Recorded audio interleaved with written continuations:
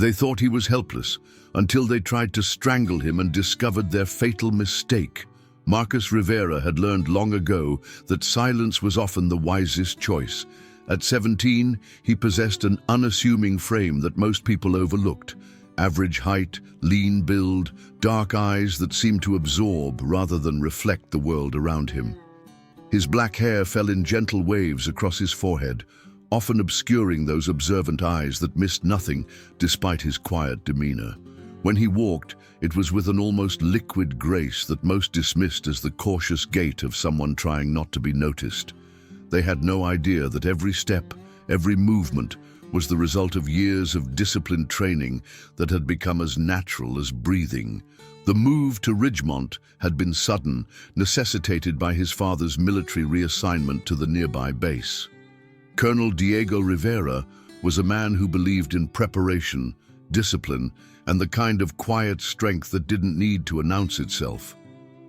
From the time Marcus could walk, his father had instilled in him the principles of Brazilian jiu-jitsu, not as a weapon of aggression, but as a tool of protection and self-discipline.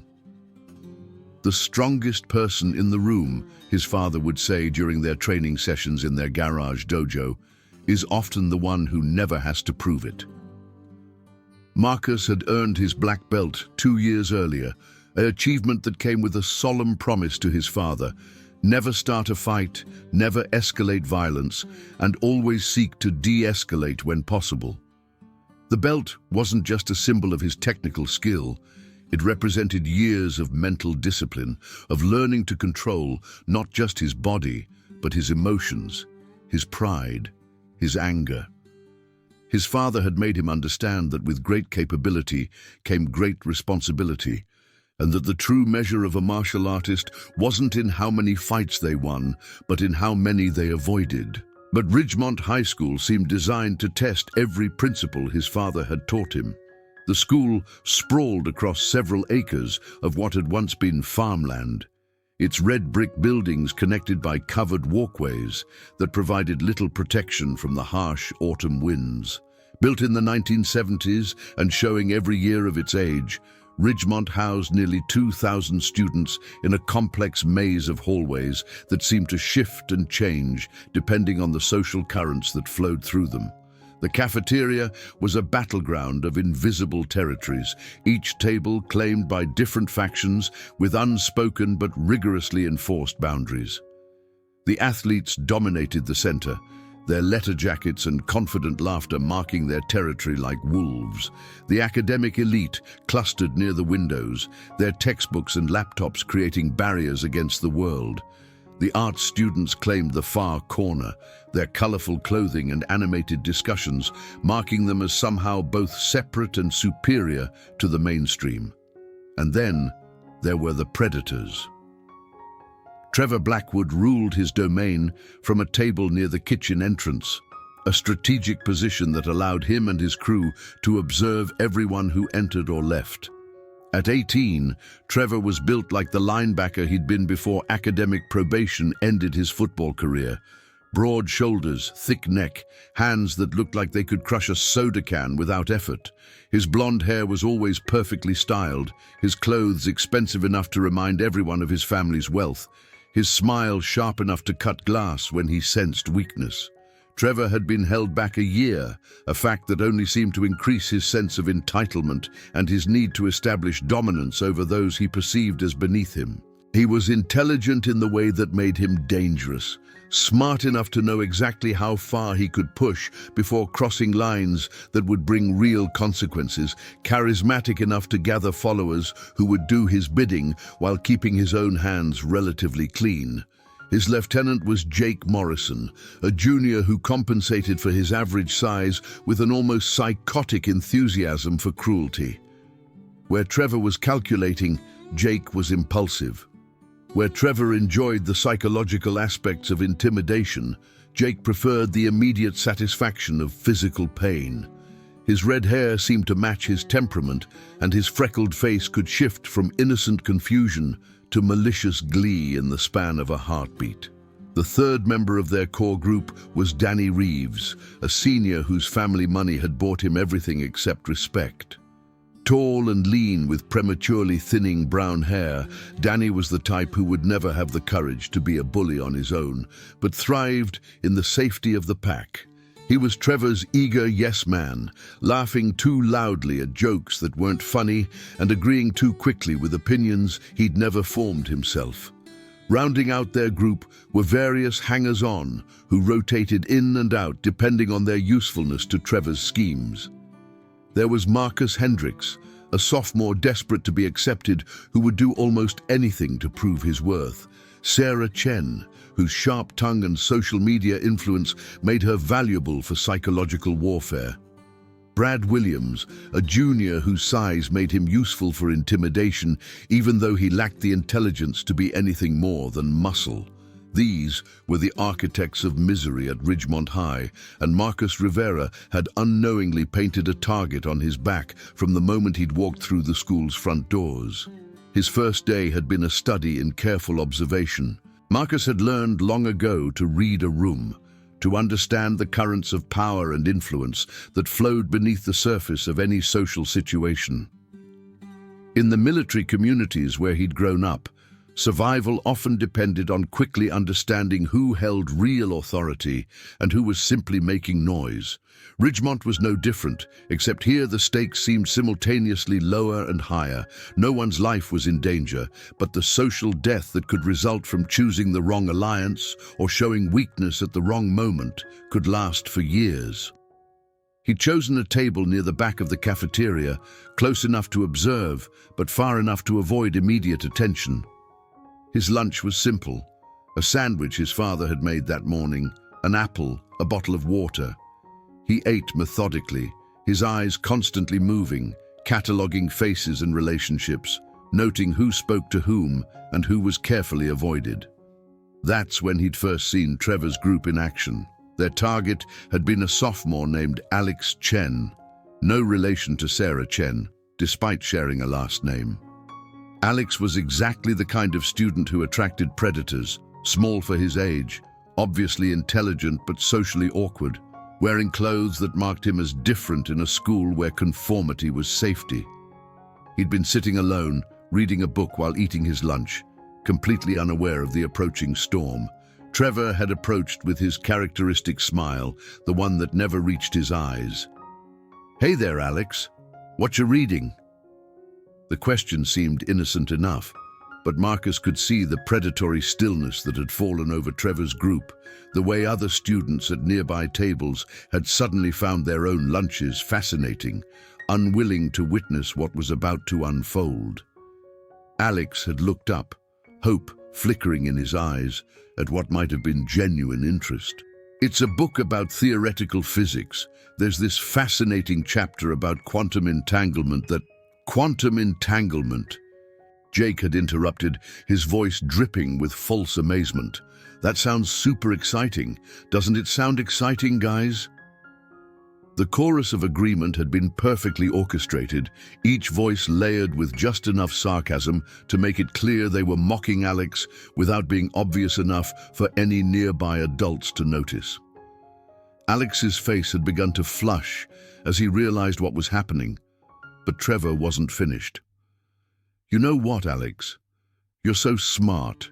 Maybe you can help us with something. We've been wondering, what's the quantum probability of you getting laid before graduation?" The laughter had erupted from Trevor's table and spread to nearby groups, each person afraid not to join in lest they become the next target. Alex's face had gone from red to white as he'd grabbed his book and tried to leave, but Jake had been ready for that, casually stepping into his path while pretending to be distracted by something across the cafeteria. "Oh, sorry, man," Jake had said as Alex bounced off his chest. "Didn't see you there. You're so small. You're practically quantum-sized yourself." More laughter. Alex had looked around desperately, seeking help that everyone was too afraid to provide. His eyes had met Marcus's for just a moment, and Marcus had seen something in them that had made his hands clench involuntarily, a plea for help, for someone, anyone, to step in and make it stop. But Marcus had stayed seated, had taken another bite of his sandwich and looked away, following his father's teachings about not seeking out conflict, about staying invisible until he understood the full situation. It was the smart move, the tactical move, the move that kept him safe and unnoticed. It was also the move that had haunted him for the next 3 weeks as he watched Trevor's group systematically destroy Alex Chen's daily existence. They were artists in their cruelty, Marcus had to admit. They never left evidence, never crossed lines that would bring administrative attention, never did anything that couldn't be explained away as harmless fun between friends. But they made Alex's life a living hell, with the kind of precision that spoke to long practice and natural talent for psychological warfare. They would accidentally bump into him in hallways, sending his books flying. They would save seats at tables Alex was approaching, then move to different tables entirely, leaving him standing alone with his lunch tray. They would ask him questions in class that sounded supportive, but were designed to make him look foolish or to set him up for public humiliation later. The worst part was how they made other students complicit in their campaigns. Through a combination of fear and social pressure, they had created an environment where helping Alex, or any of their targets, became a risk that most people weren't willing to take. They had weaponized the natural teenage fear of becoming an outcast, turning it into a tool that made the entire school population into either active participants or passive enablers of their behavior. Marcus had watched it all with growing discomfort, recognizing in their tactics some of the same psychological manipulation techniques he'd studied in his father's military psychology books. These weren't random acts of teenage meanness. They were systematic campaigns designed to break down their targets' self-esteem and social support systems, to isolate them and make them vulnerable to further abuse. His father had taught him about such tactics in the context of enemy interrogation and psychological warfare. To see them employed by teenagers against other teenagers in what was supposed to be a safe educational environment was both fascinating and deeply disturbing. But Marcus had maintained his distance, had kept his head down and his mouth shut, had followed his father's teachings about avoiding unnecessary conflict. He was the new kid, after all. He didn't understand the full dynamics of the school's social ecosystem. Getting involved could make him a target, could complicate his father's military career if there were incidents that required disciplinary action. Better to stay invisible, to focus on his studies, to get through his senior year without incident. That strategy had worked for exactly 3 weeks and 2 days. It had been a Tuesday morning, grey and cold with the promise of snow in the air, when Marcus had made the mistake of catching Trevor Blackwood's attention. He'd been at his locker, retrieving his textbooks for first period, when he'd heard a commotion down the hallway. A group of students had gathered in a rough circle, the kind of formation that usually meant either a fight or someone being humiliated for the entertainment of others. Marcus had glanced over, his trained situational awareness automatically cataloguing potential threats and escape routes, when he'd seen Alex Chen in the center of the circle. The smaller boy was on his hands and knees, frantically trying to collect scattered papers, while Trevor's group stood around him, occasionally kicking a paper just out of reach whenever Alex got close to grabbing it. "Come on, Alex," Trevor had been saying, his voice carrying the false concern that had become his signature. "We're just trying to help you organize your homework. Can't have you being unprepared for class." Jake had added his own contribution by stepping on a paper just as Alex reached for it, grinding his heel slowly back and forth. "Oops, sorry, buddy. Didn't see that one there." The gathered students had laughed, but it was the nervous, uncomfortable laughter of people who were afraid not to participate. Marcus could see it in their faces, the knowledge that they were witnessing something wrong, combined with the fear that intervening would make them the next targets. Alex had looked up from his position on the floor, his face flushed with humiliation and something that might have been tears, and his eyes had found Marcus's again. This time the plea was even more desperate, more urgent. "Help me," those eyes had said. Please, someone help me." And Marcus had looked away again, had turned back to his locker and focused on his textbooks, telling himself that this wasn't his fight, that he couldn't save everyone, that getting involved would only make things worse for everyone. He'd heard Alex's quiet sob as he'd gathered what papers he could and hurried away, heard the laughter that followed him down the hallway, heard Trevor's voice saying something about pathetic losers who can't even keep track of their homework. But he'd also heard something else in Trevor's voice, a speculative tone that suggested the performance had been as much about testing the audience as it had been about humiliating Alex. Trevor had been watching the other students, gauging their reactions, seeing who showed sympathy, who looked like they might interfere, who might need to be brought into line. And Marcus had the uncomfortable feeling that his own careful neutrality hadn't gone unnoticed. That feeling had been confirmed during lunch, when Trevor had made his first direct approach. Marcus had been sitting at his usual table, methodically working his way through another of his father's sandwiches, when a shadow had fallen across his food. He'd looked up to find Trevor standing beside his table, that trademark smile firmly in place. "Mind if I sit?" Trevor had asked, but he was already sliding into the seat across from Marcus before receiving an answer. "I don't think we've been properly introduced. I'm Trevor Blackwood." "Marcus Rivera," Marcus had replied, keeping his voice neutral and his body language relaxed. His father had taught him that the first moments of any encounter set the tone for everything that followed, and that showing either weakness or aggression could escalate a situation beyond control. "Rivera," Trevor had repeated, as if testing the name. "That's Spanish, right? Or maybe Mexican?" "My family's from El Salvador originally," Marcus had said, though he'd sensed the question was less about genuine curiosity and more about establishing some kind of social hierarchy. Cool, Trevor had nodded. "I was just thinking, you seem like a smart guy, quiet, observant. I like that in people. Shows you know how to mind your own business." The words had been complimentary, but there was an edge underneath them that Marcus had recognized immediately. This wasn't casual conversation. It was a recruitment pitch, or possibly a warning. Trevor was either trying to bring him into his circle or making sure he understood the consequences of staying outside it.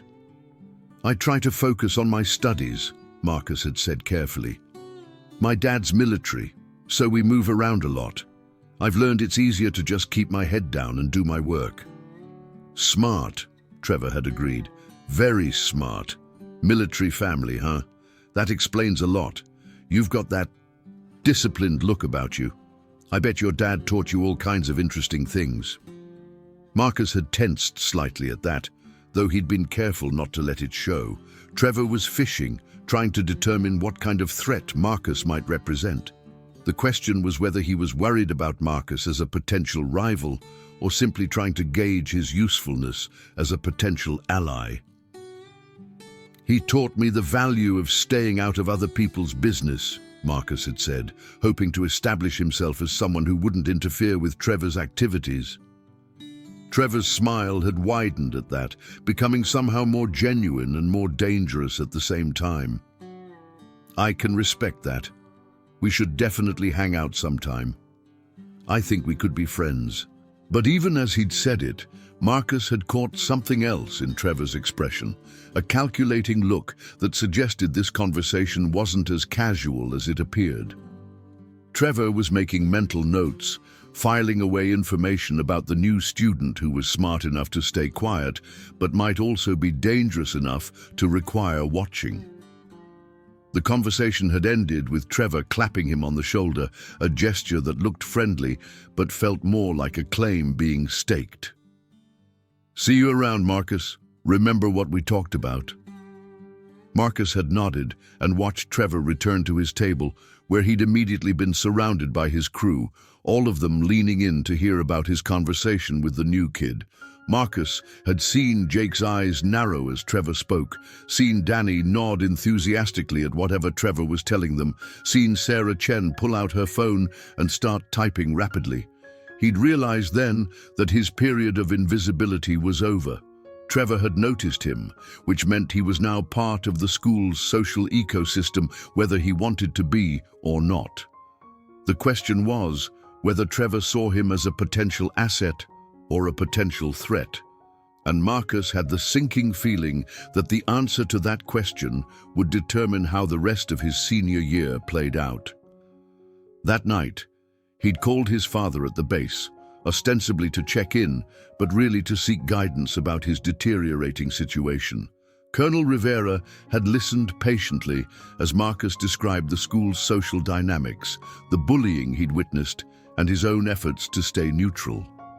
"Son," his father had said when Marcus finished, "staying neutral isn't the same as staying honorable. Sometimes the most dangerous thing you can do is nothing at all." "But you taught me to avoid unnecessary conflicts," Marcus had protested. "You said the strongest person is the one who doesn't have to prove it." "I also taught you that strength without purpose is worthless," his father had replied, "and that sometimes the only way to maintain peace is to be prepared for war. You don't start fights, Marcus, but you don't let injustice continue when you have the power to stop it. What if fighting back just makes things worse? Then you make sure you win quickly and completely enough that there isn't an opportunity for things to get worse." The conversation had left Marcus more conflicted than ever.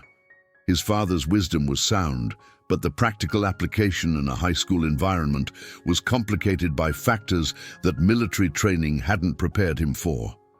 In the military, conflicts had clear objectives and defined rules of engagement. In high school, everything was subjective, personal, driven by emotions and social dynamics that could shift without warning. But he'd also begun to understand that his attempts to stay neutral weren't protecting him. They were just delaying the inevitable confrontation that Trevor seemed to be orchestrating. Every day that passed, he could feel the net tightening around him, feel Trevor's attention becoming more focused, more predatory. The breaking point had come during his 4th week at Ridgemont on a Friday afternoon that had started like any other. Marcus had been walking to his car after school, looking forward to a weekend of training with his father and catching up on the homework that was beginning to pile up. The parking lot was mostly empty, just a few scattered vehicles belonging to students staying late for various activities. He'd been fishing his keys out of his pocket when he'd heard it, a sound that every part of his training had taught him to recognize. It was the sound of someone in distress, muffled but urgent, coming from behind the maintenance building at the far edge of the parking lot. Marcus had paused, every instinct telling him to walk away, to get in his car and drive home, and pretend he hadn't heard anything. Whatever was happening back there wasn't his business, wasn't his responsibility. He was the new kid, the one who minded his own business, the one who stayed out of other people's problems. But his father's voice had echoed in his mind. Sometimes the most dangerous thing you can do is nothing at all. He'd locked his car and walked across the parking lot, his footsteps silent on the asphalt, his senses hyper-alert for any sign of danger. As he'd gotten closer to the maintenance building, the sounds had become clearer. Multiple voices, at least one of them familiar, all of them ugly with the kind of excitement that came from exercising power over someone helpless. Marcus had reached the corner of the building and carefully peered around it, using the surveillance techniques his father had taught him to assess the situation without exposing himself. What he'd seen had made his blood run cold and his hands clench involuntarily into fists. Alex Chen was on the ground again, but this time it wasn't just papers scattered around him. His shirt was torn, his lip was bleeding, and his glasses were lying broken several feet away. Trevor's entire crew was there. Trevor himself, Jake Morrison, Danny Reeves, and 2 others Marcus didn't recognize.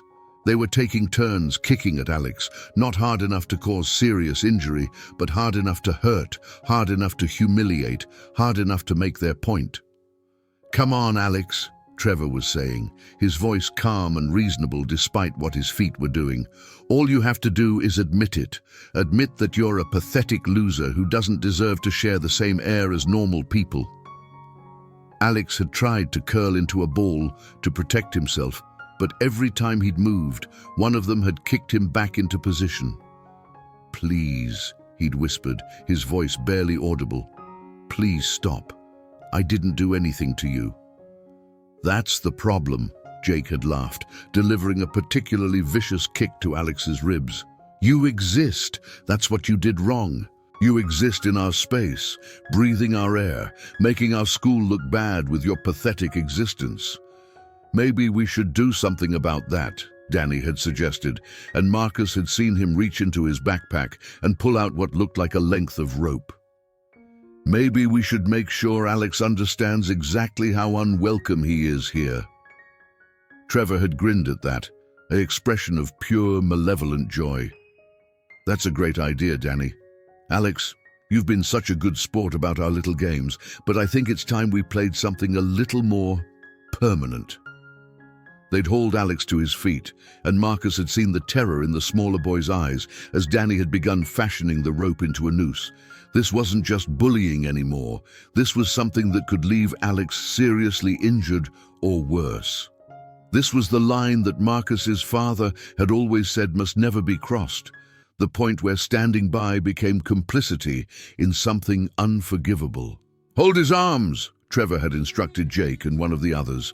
"Let's see how tough our little genius is when he can't breathe." That's when Marcus had made his decision. Not the careful, calculated decision of someone weighing tactical options, but the instant, absolute decision of someone who'd been trained from childhood to recognize when violence was not just justified, but necessary.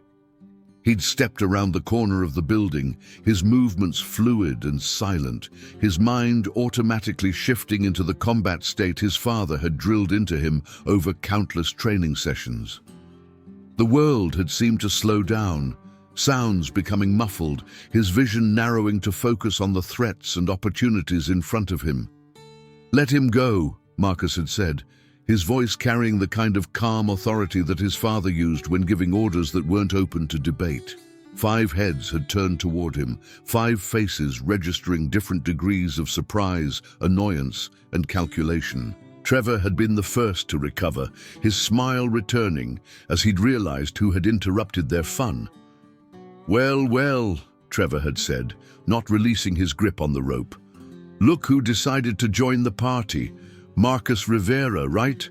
I was wondering when you'd stop hiding behind that whole mind my own business act." "This is your last warning," Marcus had said, taking a step closer. "Let him go and walk away." Jake had laughed at that, a sound like breaking glass. "Or what? You'll tell the principal? File a complaint? Face it, hero, there's 5 of us and 1 of you. The smart play is to turn around and pretend you never saw anything." "Actually," Marcus had said, his voice still calm but with an edge that anyone with survival instincts would have recognized as dangerous, "the smart play would be for you to listen to what I just told you." But Trevor had been too intoxicated by his own power, too confident in his position as the apex predator of Ridgemont High, to recognize the shift in dynamics that was taking place in front of him. Instead of de-escalating, he'd chosen to up the ante. "You know what, Marcus?" Trevor had said, beginning to loop the makeshift noose around Alex's neck. "I think you need to learn the same lesson Alex here is learning. I think you need to understand exactly how things work at this school."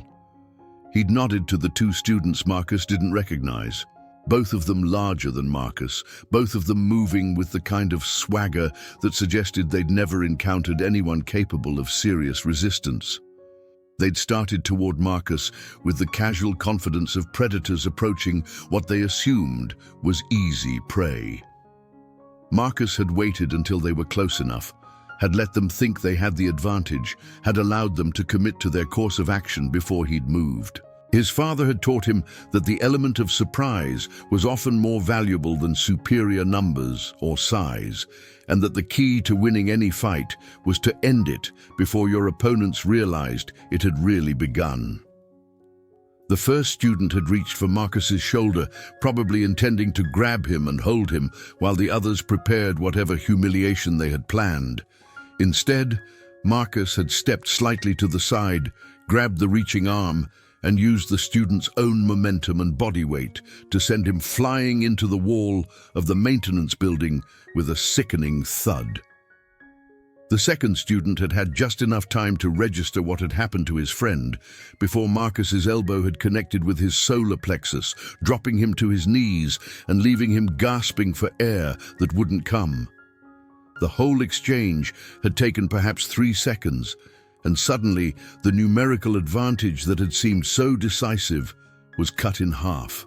But more importantly, the dynamic of the entire confrontation had shifted. Marcus was no longer the weak new kid who could be easily intimidated. He was something else entirely, something that Trevor's experience hadn't prepared him to handle. "That was your first mistake," Marcus had said, his voice still calm as he'd stepped over the gasping student and moved closer to where Trevor still held the rope around Alex's neck. "Don't make a second one." For the first time since Marcus had known him, Trevor had looked uncertain. The easy confidence was still there, but underneath it was something that might have been fear.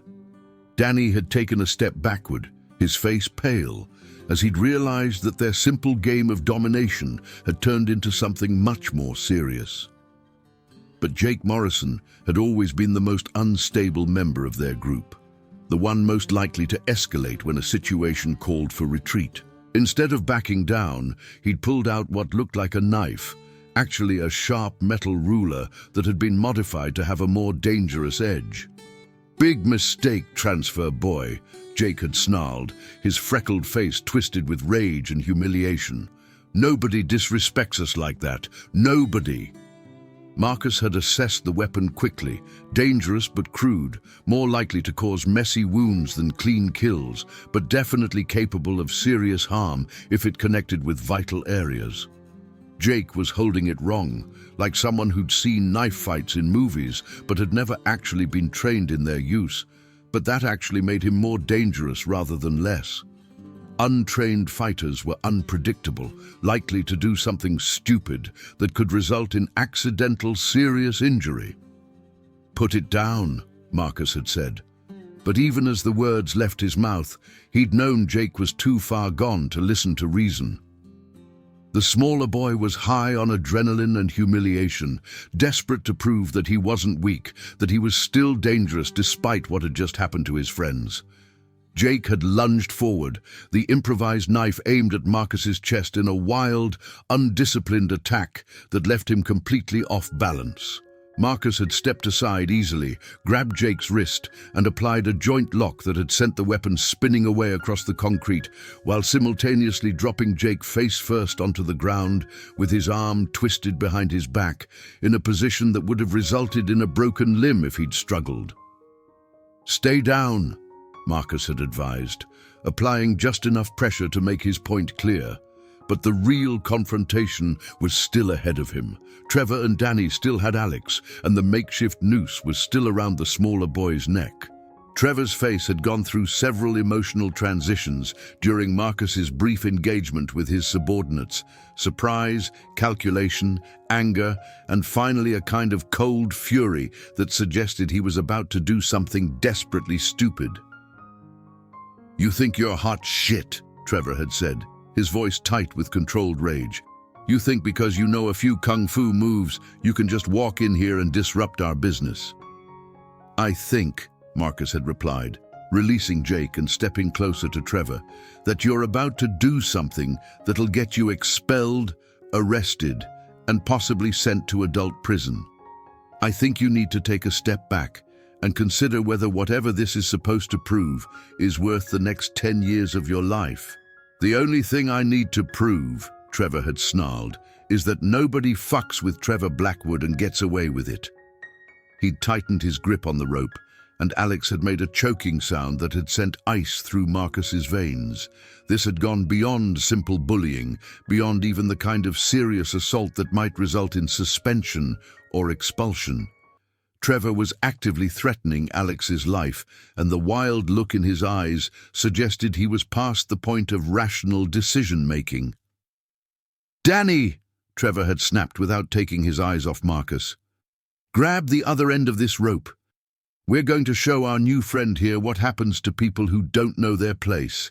Danny had hesitated, his face pale as he'd realized exactly what Trevor was asking him to do.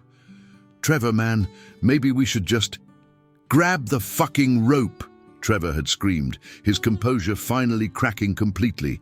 "Now!" And Danny, weak and desperate for approval as always, had reached for the rope despite the obvious terror in his eyes. Marcus had realized in that moment that reasoning wasn't going to work, that de-escalation wasn't possible, that the only way to save Alex's life was to end this confrontation quickly and decisively. His father had taught him that there were times when violence wasn't just justified, but necessary, when the failure to act would result in greater harm than action. This was one of those times. Alex's life was in immediate danger, and Marcus was the only person in a position to do something about it. He'd moved with the kind of explosive speed that only came from years of disciplined training, crossing the distance between himself and Trevor in 2 quick steps. His hand had shot out and grabbed the rope, not to pull it away but to control it, to make sure that any struggle wouldn't result in Alex being accidentally strangled. Trevor had tried to jerk the rope away, putting even more pressure on Alex's neck, and that had been the moment when Marcus's restraint had finally snapped. This wasn't about school politics anymore, wasn't about bullying or social hierarchies or teenage drama. This was about someone trying to seriously hurt another person, and Marcus had been trained his entire life to stop that from happening. His free hand had shot forward and grabbed Trevor by the throat, not to strangle him, but to control his head and neck, to put him in a position where he couldn't use leverage to pull on the rope. Trevor's eyes had gone wide with shock and the beginning of panic as he'd realized that he was suddenly the one who couldn't breathe easily. "Let go of the rope," Marcus had said, his voice carrying the kind of absolute authority that brooked no argument. "Right now." But Trevor, drunk on power and unable to accept that someone might actually be stronger than him, had tried to knee Marcus in the groin instead of complying. Marcus had blocked the knee easily, had used Trevor's own movement to unbalance him, and then had done something that ended the confrontation once and for all. The throw had been perfect, a classic hip toss that had used Trevor's size and momentum against him, sending him flying through the air to land hard on his back, with an impact that had knocked all the air out of his lungs. The rope had flown from his hands as he'd tried to break his fall, finally freeing Alex, who had collapsed to his knees, gasping and clawing at his throat. Danny had taken one look at Trevor writhing on the ground, gasping for breath, and had simply run. No words, no threats, no attempts to help his friends, just pure panic and the overwhelming need to be somewhere else. Marcus had let him go, recognizing that Danny wasn't a real threat, just a follower who'd gotten in over his head. That left Jake, who was still on the ground with his arm twisted behind his back, and Trevor, who was slowly recovering his breath and his composure.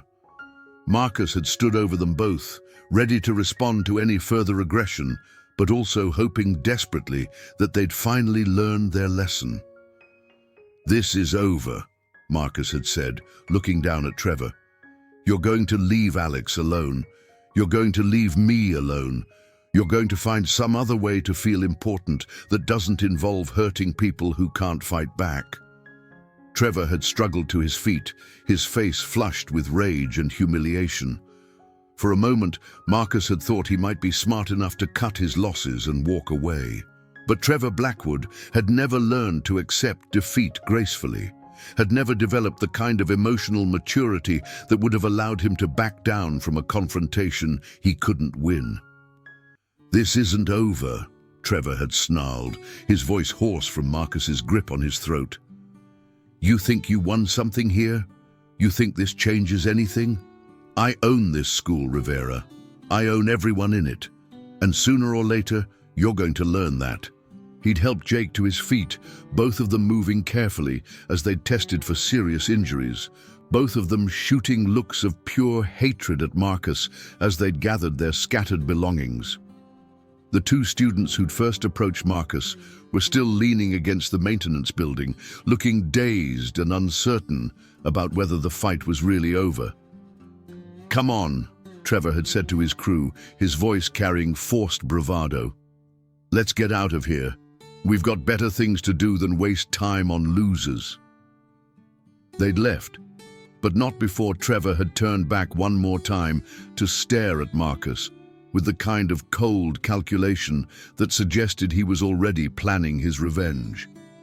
Marcus had watched them go, knowing that he'd made an enemy for life, knowing that this confrontation had solved one problem while creating a dozen others. But Alex was safe. That was what mattered.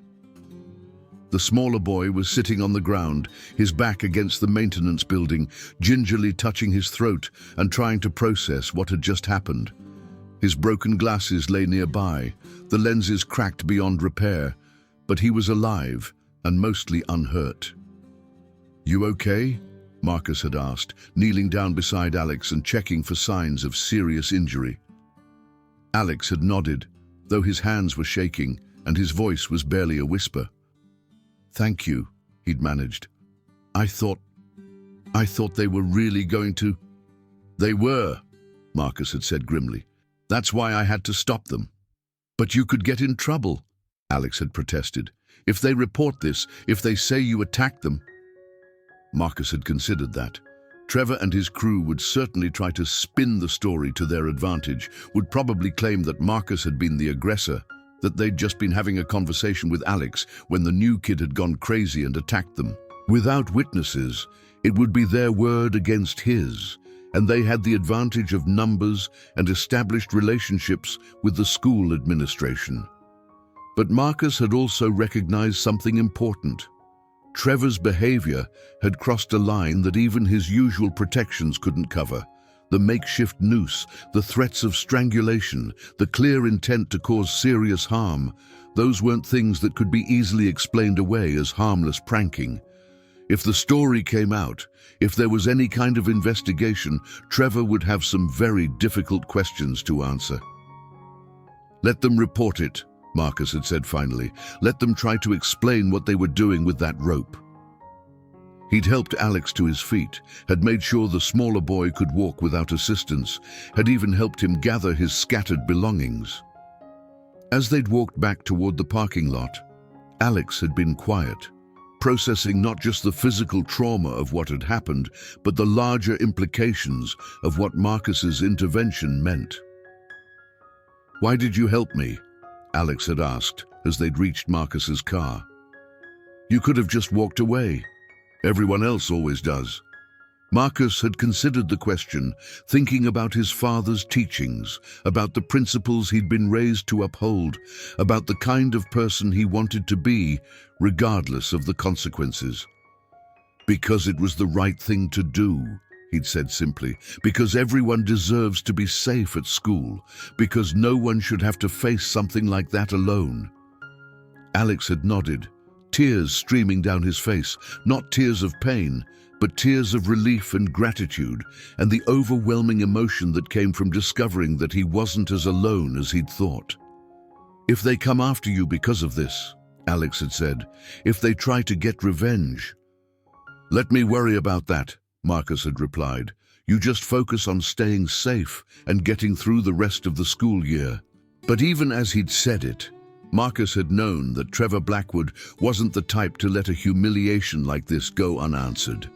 The confrontation behind the maintenance building had been a declaration of war, and Trevor had the resources, the connections, and the ruthless intelligence to make Marcus's life very difficult in the weeks and months to come. The question was whether Marcus was ready for that war and whether his father's training had prepared him for the kind of psychological and social warfare that Trevor specialized in. He'd driven home that evening with a sense of foreboding that had nothing to do with fear and everything to do with the recognition that his life at Ridgemont High was about to become much more complicated.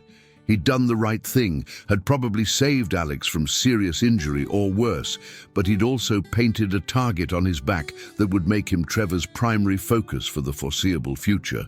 That night, he'd called his father again, this time to report what had happened and to seek guidance about how to handle the inevitable retaliation. Colonel Rivera had listened to the entire story without interruption, asking only a few pointed questions about the specifics of the confrontation and the nature of the threats that had been made. "You did the right thing," his father had said when Marcus finished. "I'm proud of you for standing up when it mattered, for using your training to protect someone who couldn't protect himself." "But now I've got a target on my back," Marcus had pointed out. "Trevor's not going to let this go. He's going to come after me with everything he's got." "Probably," his father had agreed, "but here's what you need to understand, son. You already had a target on your back. Trevor Blackwood was always going to come after you eventually. Predators like him can sense strength, can smell potential threats to their dominance. The only difference is that now he knows what he's dealing with. So what do? You stay alert. You stay prepared, and you remember everything I've taught you about winning wars instead of just winning battles. Trevor's going to try to destroy you socially before he tries to destroy you physically. He's going to try to isolate you, turn people against you, make you seem like the aggressor. Be ready for that. And if it goes beyond social warfare, then you end it quickly and completely, just like you did today. But Marcus..." His father's voice had carried a note of warning that Marcus had never heard before. "If it does come to that, if Trevor forces you into another physical confrontation, you make absolutely sure that it's the last one. You understand me?" Marcus had understood. His father wasn't just talking about winning a fight. He was talking about winning so decisively that no one would ever think about challenging him again. It was a principle from military strategy. When diplomacy fails and violence becomes necessary, you use overwhelming force to ensure that the conflict ends permanently. But Marcus had also hoped it wouldn't come to that. He'd hoped that the confrontation behind the maintenance building would be enough to make Trevor reconsider his approach, that the humiliation of being beaten by someone he'd underestimated would convince him to find easier targets. He'd been wrong about that. Monday morning had brought the first indication of how Trevor intended to respond to his defeat. Marcus had arrived at school to find that someone had spray-painted "Psycho" across his locker in red letters that looked disturbingly like blood. It was crude but effective, the kind of thing that would be seen by hundreds of students before the maintenance staff could clean it up, the kind of thing that would plant seeds of doubt about Marcus's stability and character. But that had been just the beginning. Over the next few days, Marcus had discovered the full extent of Trevor's reach and influence within the school's social ecosystem. Rumors had begun circulating, stories about Marcus attacking innocent students, about his supposed history of violence at previous schools, about his family's alleged connections to criminal organizations. The rumors were obviously false to anyone who cared to investigate them, but they were crafted with just enough plausibility to seem believable to people who didn't know Marcus well.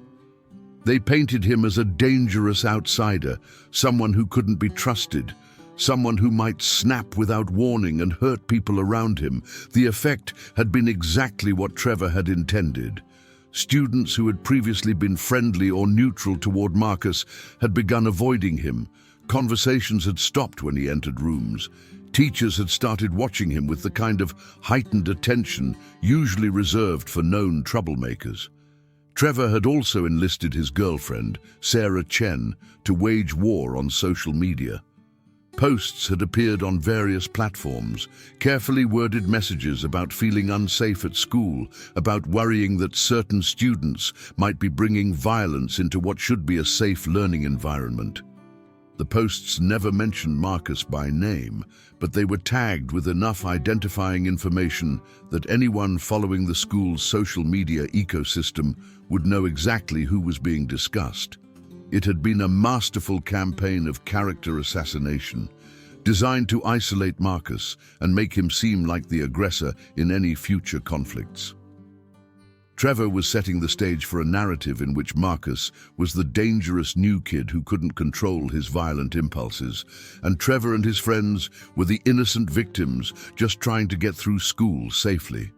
But Trevor's most effective weapon had been the way he'd turned Marcus's intervention to save Alex into evidence of his supposedly unstable character. According to the rumors Trevor was spreading, Marcus hadn't saved Alex from a dangerous situation. He'd overreacted to harmless teasing, had attacked students who were just having fun, had shown that he was the kind of person who solved problems with violence instead of words. The genius of this approach was that it contained just enough truth to be believable. Marcus had used physical force against Trevor and his friends. He had hurt people. The fact that he'd been protecting someone who was in genuine danger got lost in the retelling, buried under Trevor's carefully crafted narrative of victimization and fear. Marcus had found himself in an impossible situation. Defending himself against the rumors only made him seem more defensive, more guilty. Staying silent allowed the stories to spread unchallenged. Either way, Trevor was winning the social warfare that his father had warned him about. The breaking point had come exactly 2 weeks after the confrontation behind the maintenance building. Marcus had been eating lunch at his usual table, trying to ignore the whispered conversations and pointed stares from nearby students, when Alex Chen had approached him with obvious nervousness. "Marcus," Alex had said quietly, sliding into the seat across from him, "I need to tell you something." Marcus had looked up from his sandwich, noting the fear in Alex's eyes, the way the smaller boy kept glancing around as if worried about being overheard. "What's up?"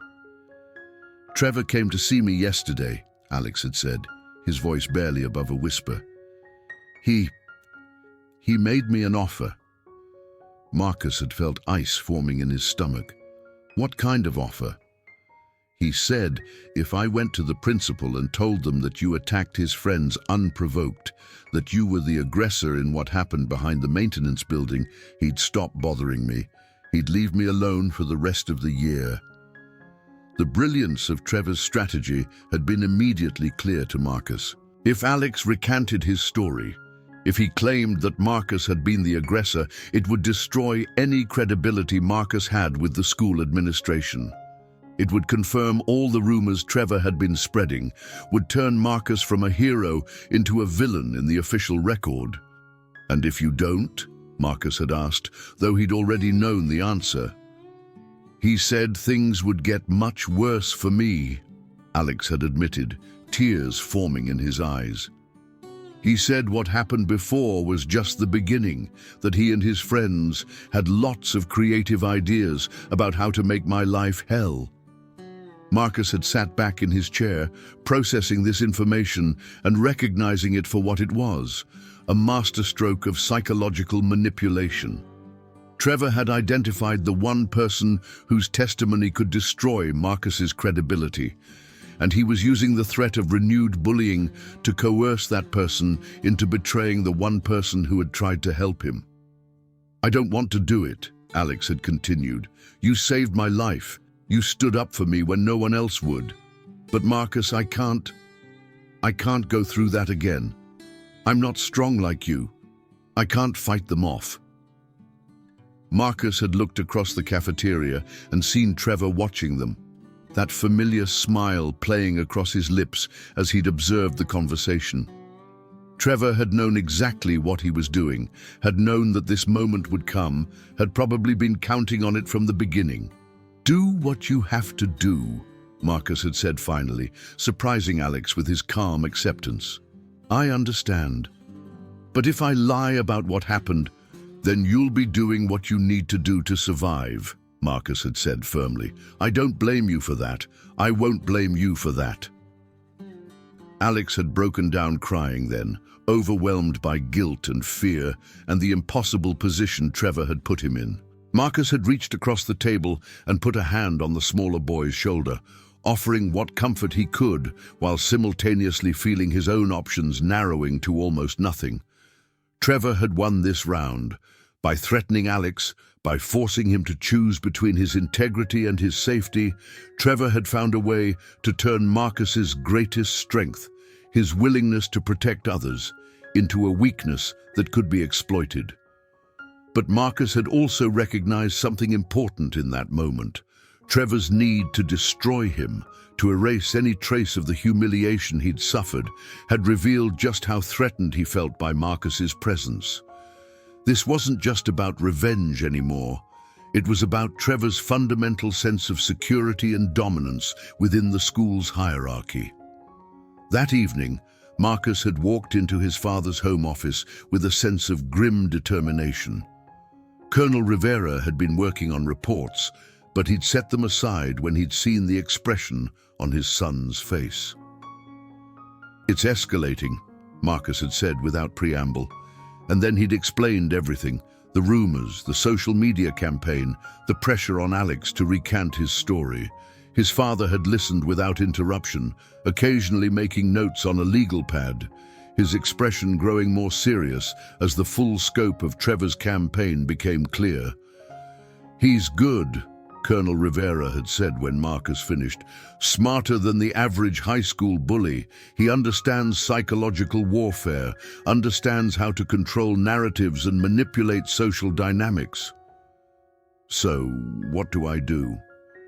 "You recognize that this isn't going to end with social warfare," his father had said grimly. "Trevor's invested too much in destroying you to back down now. Eventually, probably soon, he's going to escalate to physical confrontation again. And when he does, you need to be ready." "Ready how?" "Ready to end it permanently," his father had said, his voice carrying the weight of hard-earned military experience. "Trevor's shown you who he is, Marcus. He's shown you that he's willing to threaten innocent people to get what he wants, that he has no moral boundaries, that he won't stop until he's completely destroyed you or you've completely destroyed him." "You're saying I should start a fight?" "I'm saying you should be prepared to finish one," his father had corrected. "And when the time comes, and it will come, you make sure that Trevor Blackwood never wants to fight anyone ever again." The conversation had left Marcus with a cold certainty about what was coming. Trevor wasn't going to be satisfied with social victory.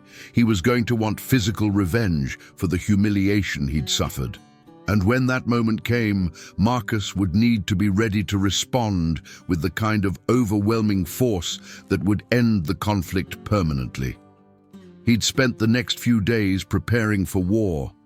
Not the kind of preparation that involved weapons or planning attacks, but the mental and physical preparation that his father had taught him over years of training.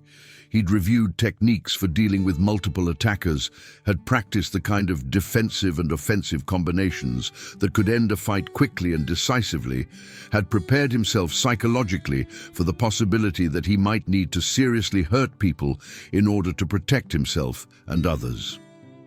The call to war had come on a Thursday afternoon, delivered by Danny Reeves with the kind of nervous energy that suggested he was working up the courage to deliver a message he didn't really want to give. Marcus had been at his locker, gathering books for his final class of the day, when Danny had approached with obvious reluctance. "Trevor wants to see you," Danny had said without preamble. "Does he now?" Marcus had replied, not turning around from his locker. "And what makes Trevor think I want to see him?" "He said to tell you that it's about Alex," Danny had continued, his voice becoming more strained. "He said you'd understand what that means." Marcus had understood perfectly. Trevor was using Alex as leverage again, threatening the smaller boy to force Marcus into a confrontation. It was exactly the kind of move Marcus had expected: cruel, effective, and designed to put Marcus in an impossible position. "Where and when?" Marcus had asked, finally turning to face Danny. "Behind the gym after school. Just you and him," he said. "No one else needs to get involved." Marcus had almost laughed at that. Trevor Blackwood doing anything just him, without backup, was about as likely as snow in August. But Marcus had also recognized that this was the moment his father had predicted, the moment when Trevor's need for revenge would override his usual caution and intelligence. "Tell Trevor I'll be there," Marcus had said. "And Danny, you might want to find somewhere else to be this afternoon." Danny had nodded quickly and hurried away, leaving Marcus to contemplate what was about to happen. He'd known it was a trap, had known that Trevor would have every advantage he could arrange, superior numbers, weapons, whatever it took to ensure victory. But Marcus had also known that running wasn't an option, not when Alex's safety was being used as leverage. That afternoon, as the final bell had rung and students had begun streaming out of the building, Marcus had made his way toward the gym with the calm focus that came from absolute certainty about what needed to be done. He'd texted his father a simple message: "It's time." He'd checked that his phone was fully charged and easily accessible. He'd mentally reviewed the techniques that would be most effective against multiple attackers in an outdoor environment. Most importantly, he'd prepared himself for the possibility that this confrontation might end with serious injuries, either his own or those of his opponents. His father had taught him that hesitation in a real fight could be fatal, that when survival was at stake, mercy was a luxury that could get you killed. The area behind the gym was secluded, hidden from the main parking lot by the building itself and from the athletic fields by a line of trees. It was the perfect place for the kind of confrontation that couldn't be easily witnessed or interrupted, which meant Trevor had chosen it for exactly those reasons. Marcus had arrived to find not just Trevor waiting for him, but his entire crew: Jake Morrison, Danny Reeves, and 3 other students Marcus recognized but had never spoken to. They were spread out in a loose semicircle, positioned to prevent Marcus from easily escaping, while also giving themselves room to maneuver. But it was what Trevor was holding that had made Marcus's blood run cold. It wasn't a weapon in the traditional sense. It was a length of chain, probably taken from some piece of gym equipment, heavy enough to cause serious damage if used properly. The others had similar improvised weapons: pipes, boards, things that could cause major injury while still being explained away as whatever happened to be available. "Glad you could make it, Marcus," Trevor had said, his voice carrying false friendliness over genuine malice. "I was hoping we could finish our conversation from the other day." "Let me guess," Marcus had replied, assessing distances and angles, noting potential weapons and escape routes. "Alex is somewhere safe as long as I cooperate with whatever you've got planned." "Alex is fine," Trevor had said with a grin. "For now, but his continued safety depends entirely on how this conversation goes." Marcus had realized then that Trevor had learned from their previous encounter. He wasn't going to make the mistake of underestimating Marcus again, wasn't going to assume that numbers and intimidation would be enough. This time, he was prepared for a real fight, armed and organized and absolutely committed to winning, regardless of the cost. "Here's how this is going to work," Trevor had continued, beginning to swing the chain in a slow, hypnotic circle. "You're going to get down on your knees and apologize for interfering in my business. You're going to admit that you're nothing but a psychotic freak who doesn't belong in civilized society.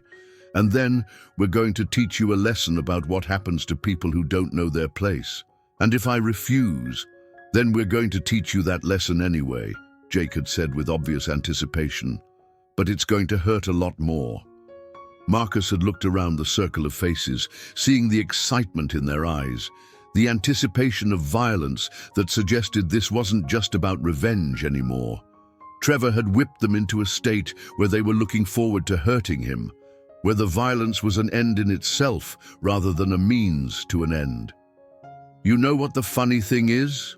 Marcus had said, his voice calm despite the adrenaline flooding his system. "My father warned me this would happen.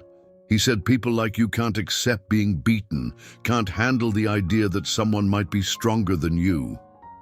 "Your father?" Trevor had laughed. "Where is Daddy now, Marcus? He's not here to save you." "He doesn't need to be," Marcus had replied. "He already taught me everything I need to know." That's when Trevor had made his move, whipping the chain toward Marcus's head with vicious intent. But Marcus had been ready for it, had been watching Trevor's body language, had seen the attack coming before Trevor had even begun to move. Marcus had ducked under the chain and stepped forward, closing the distance before Trevor could recover his balance. His hand had shot out and grabbed Trevor's wrist, controlling the weapon while simultaneously positioning himself for a counterattack. But this time, Trevor had been ready for that response.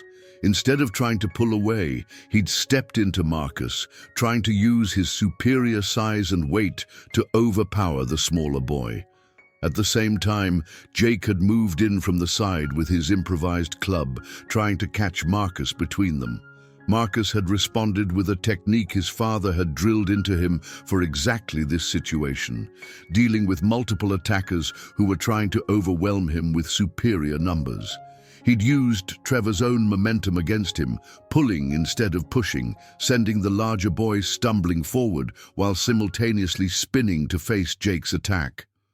The club had whistled past Marcus's head as he dropped into a crouch, sweeping Jake's legs and sending him crashing to the ground. As Jake had fallen, Marcus had grabbed the club from his hands and straightened up in time to face the next attacker. Danny had been coming at him with what looked like a piece of rebar, swinging it like a baseball bat in a wild, undisciplined attack that had left him completely vulnerable. Marcus had stepped inside the swing, blocked Danny's arm with the club he'd taken from Jake, and delivered an elbow strike to Danny's solar plexus that had dropped him like a stone. 3 down in less than 10 seconds, but Marcus hadn't had time to celebrate. Trevor had recovered from his stumble and was coming at him again, the chain spinning in complex patterns that showed he'd actually practiced with the weapon. The other 3 attackers were moving in from different angles, trying to surround Marcus and overwhelm him with superior numbers. This was exactly the kind of situation his father had prepared him for, outnumbered, outgunned, fighting for his life against opponents who had no intention of stopping until he was seriously injured or worse. It was the moment when everything he'd learned, everything he'd trained for, would either save his life or prove insufficient. Marcus had made a decision in that split second, not the careful, considered decision of someone with time to weigh options, but the instant, absolute decision of a trained fighter who understood that survival meant taking the initiative and never giving it back. He'd thrown the club at the nearest attacker, not trying to hurt him, but to distract him and force him to dodge. While the boy had been flinching away, Marcus had closed the distance to Trevor, who was still trying to get his chain into position for another attack. But instead of going for Trevor directly, Marcus had done something that none of them had expected. He'd grabbed the chain itself, wrapping it around his forearm and using it to pull Trevor off balance, while simultaneously preventing him from using it as a weapon. Trevor had tried to release the chain, but Marcus hadn't let him. Instead, he'd used it like a leash, controlling Trevor's movement while positioning himself to deal with the other attackers. When one of them had come at him from behind, Marcus had spun Trevor around and used him as a human shield, forcing the attacker to pull back or risk hitting his own leader. The psychology of the moment had been perfect. Trevor's followers had been operating under the assumption that they were the predators in this situation, that Marcus was just another victim waiting to be broken.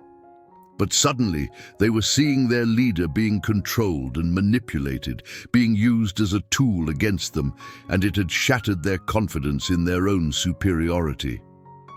Marcus had pressed that advantage ruthlessly. Still controlling Trevor with the chain, he'd swept the legs of another attacker, sending him crashing into a third.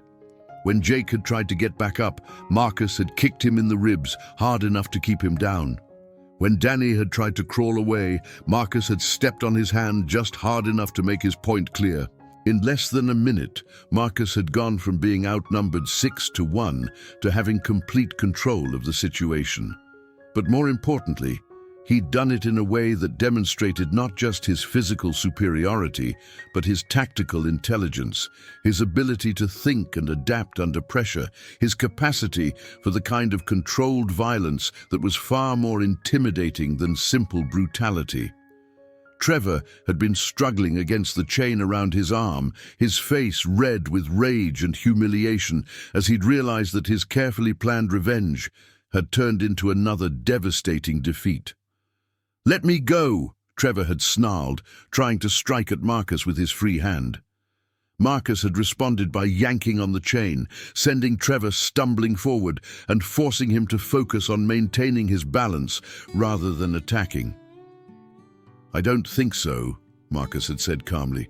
"We're going to finish this conversation first." "You're dead," Trevor had screamed, spittle flying from his lips. "You hear me? You're fucking dead. I'll destroy you. I'll destroy your family.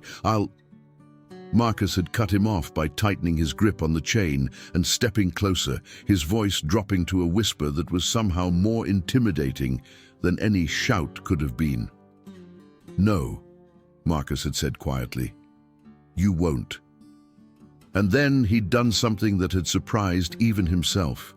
Instead of escalating the violence, instead of seriously hurting Trevor and his friends the way they'd intended to hurt him, Marcus had made a different choice.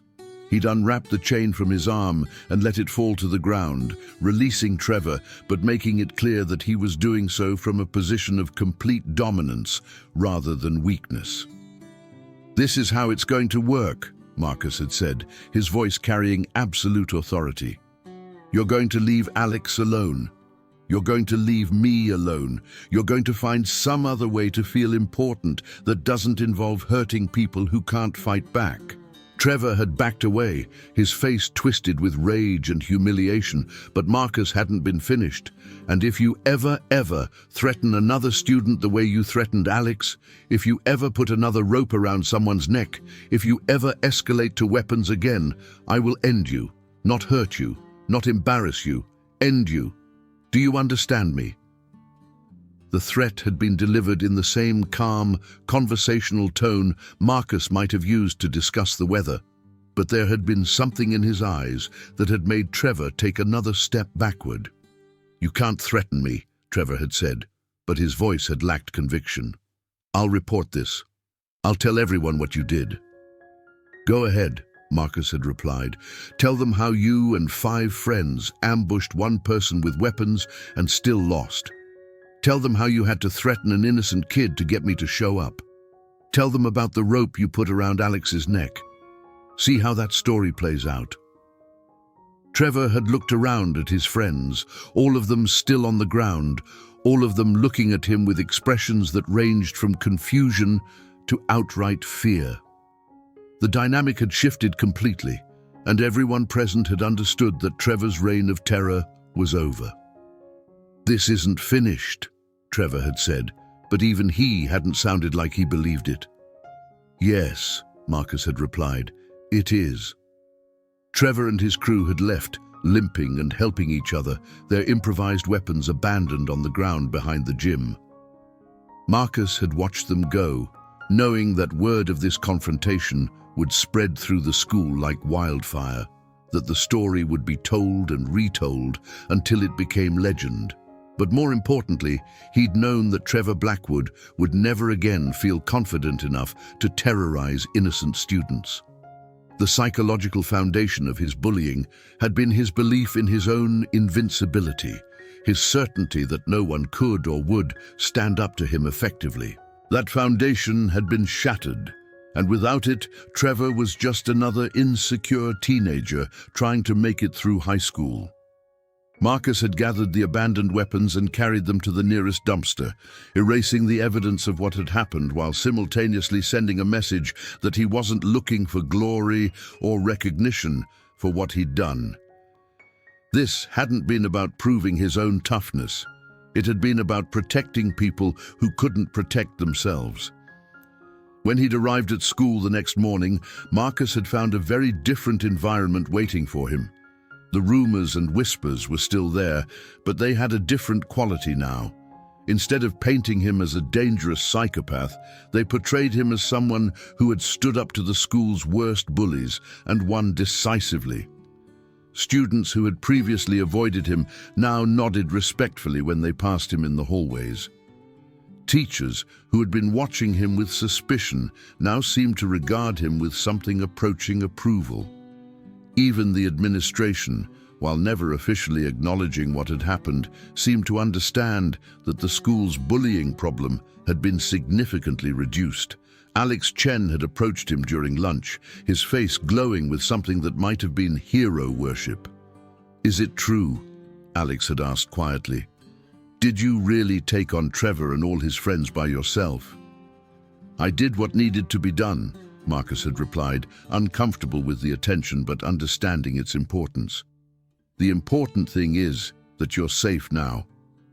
"Safe?" Alex had laughed, but it was a sound of joy rather than bitterness. "Marcus, for the first time since I started at this school, I actually feel like I belong here. You didn't just save me, you saved everyone Trevor was terrorizing." And that had been true. Over the next few weeks, Marcus had watched as the social ecosystem of Ridgemont High had slowly reorganized itself around new dynamics. Without Trevor's group dominating through fear and intimidation, other students had begun to assert themselves, to form new friendships, to take risks they'd previously been too afraid to take. The change hadn't been immediate or complete. There were still cliques and social hierarchies, still incidents of meanness and exclusion. But the particular brand of systematic terrorization that Trevor had specialized in was gone, replaced by the normal ups and downs of teenage social life. Trevor himself had become something of a pariah, avoided by former allies who no longer saw him as a source of protection and status. He'd tried for a while to rebuild his reputation, to find new ways to assert dominance, but the psychological impact of his defeat had been too complete. Every time he'd tried to intimidate someone, the memory of his humiliation behind the gym had undermined his credibility. By the spring semester, Trevor had largely withdrawn from school social life entirely, focusing on his academics and keeping his head down in a way that would have been unthinkable during his reign as the school's primary predator. Some students had felt sorry for him, seeing his fall from grace as excessive punishment for teenage mistakes. But Marcus had remembered the rope around Alex's neck, had remembered the look in Trevor's eyes when he'd been planning to use it, and had felt no sympathy whatsoever. Marcus himself had found his social position at Ridgemont completely transformed. Students who had previously ignored him now sought his friendship, not because they were afraid of him, but because they respected what he'd done and the way he'd done it. He'd become something he'd never expected to be, a leader, someone that others looked to for guidance and protection. But with that leadership had come responsibility. Younger students who were being bullied began approaching him for help. Teachers started referring problem situations to him informally, knowing that his intervention was often more effective than official disciplinary action. Parents of students who were having trouble had even called him directly, asking for advice about how to handle their children's social problems. Marcus had tried to handle these requests with the same principles his father had taught him, using the minimum force necessary, focusing on protection rather than punishment, always looking for ways to de-escalate rather than escalate. He'd become something like an unofficial sheriff of Ridgemont High, maintaining order through the threat of consequences rather than through actual violence. The irony hadn't been lost on him that in trying to avoid conflict, he'd ended up in a position where managing conflict had become his primary responsibility. But he'd also recognized that this was exactly what his father had been preparing him for, not just the ability to fight when necessary, but the wisdom to know when fighting was the right choice, and the restraint to know when it wasn't. His father had been proud of him, had told him that he'd handled an impossible situation with exactly the kind of judgment and skill that the military tried to instill in its best officers. "You didn't just win a fight," Colonel Rivera had said. "You solved a problem. You made your school a safer place for everyone, and you did it without becoming the kind of person you were fighting against." That last point had been important to Marcus. He'd seen too many situations where the victims of bullying had become bullies themselves, where the cycle of violence had simply transferred from one group to another without actually solving anything. He'd been determined not to let that happen, to use his abilities responsibly and only when absolutely necessary. As his senior year had progressed and graduation had approached, Marcus had begun to understand that his experience at Ridgemont had been about more than just stopping a bully or protecting a vulnerable student. It had been about learning to balance strength with responsibility, about understanding when action was necessary and when restraint was wiser, about becoming the kind of person who could be trusted with power because he understood its proper use. The lessons he'd learned from his father had been essential, but they hadn't been sufficient. The real education had come from applying those lessons in the complex, messy, emotionally charged environment of a real high school with real people facing real problems.